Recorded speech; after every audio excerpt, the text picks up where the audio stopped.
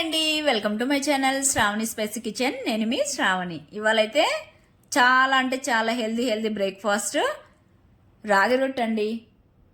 చాలా healthy, iron content ఎక్కువ ఉంటుంది. అలానే వెజ్జీస్ అన్ని యాడ్ చేసేసుకొని ఒక రొట్టె తిన్నామంటే పొట్ట కూడా ఫుల్ అయిపోతుందండి. ఎలానో చూసేద్దామా మరి.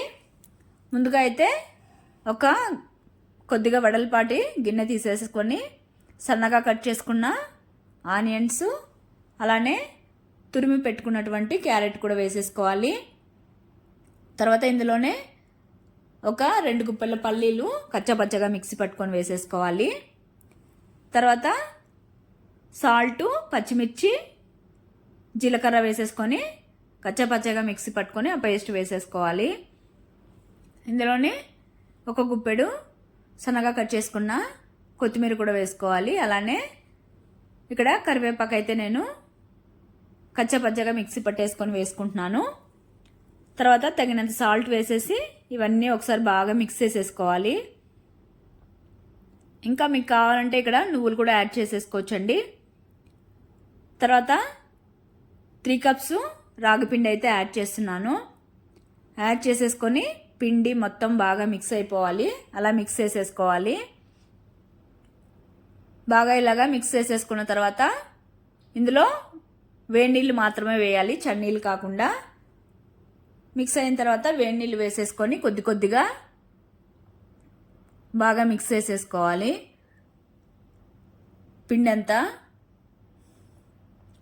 ఒకేసారి అయితే వాటర్ వేయకండి. వేసేసుకొని పిండిని అంతా కలిపేసుకున్న తర్వాత చివరిగా అయితే ఒక 3 to 4 స్పూన్స్ ఆయిల్ వేస్తున్నాను. ఆయిల్ వేసేసి బాగా మిక్స్ చేసేసుకోవాలి. ఈ ఆయిల్ వేయడం వల్ల మళ్ళీ మనము కాల్చుకునేటప్పుడు అయితే ఆయిల్ వేయాల్సిన అవసరం లేదు. అలానే టేస్ట్ కూడా చాలా చాలా బాగుంటుంది. ఒకసారి ఇలాగైతే ట్రై చేసి చూడండి. తర్వాత అయితే పిండి ఇలాగా మళ్ళీ ఒకసారి చేసే ముందు మిక్స్ చేసేసుకొని ఒక మీడియం సైజు ముద్దనైతే తీసేసుకొని ఇక్కడ నేనైతే ఓలిగ పేపర్ అంటారండి దీన్ని, అది కానీ లేదా బటర్ పేపర్ అయినా యూస్ చేసుకోవచ్చు. ఆయిలే లేకుండా అలానే మొత్తం ఇలాగా స్ప్రెడ్ చేసేసుకోవాలి. చాలా అంటే చాలా పలుచగా వస్తుందండి రొట్టె కూడా. తర్వాత అయితే పాన్ మీద జస్ట్ ఒక 1/2 స్పూన్ అలాగా ఆయిల్ స్ప్రింకిల్ చేసేసుకొని ఈ రొట్టెని తీసుకొని దీని మీద వేసేసేయాలి.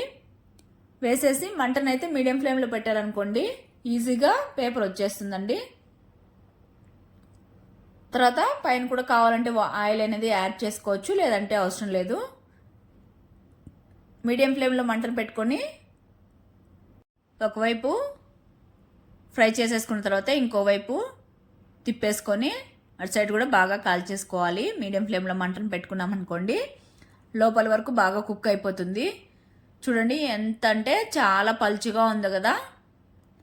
టేస్ట్ అయితే మాత్రం వేడివేడిగా భలే ఉంటుందండి. చల్లారాకైతే అంత టేస్ట్ ఉండదేమో మరి.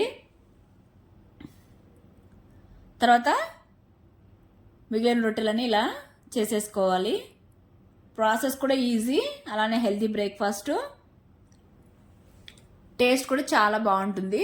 తప్పకుండా అయితే ట్రై చేయండి. ఇలా బ్రేక్ఫాస్ట్ చేసి పెట్టారనుకోండి ప్రతి ఒక్కరూ ఇష్టంగా తింటారు. అలానే మిమ్మల్ని అయితే మెచ్చుకోకుండా ఉండరు అనుకోండి, అంత టేస్టీగా ఉంటుంది రాగి రొట్టె అయితే. తప్పకుండా ట్రై చేసి మీకు ఎలా వచ్చిందో కామెంట్ చేయండి. అలానే సబ్స్క్రైబ్ చేసుకోవడం మాత్రం మర్చిపోకండి. Okay, bye.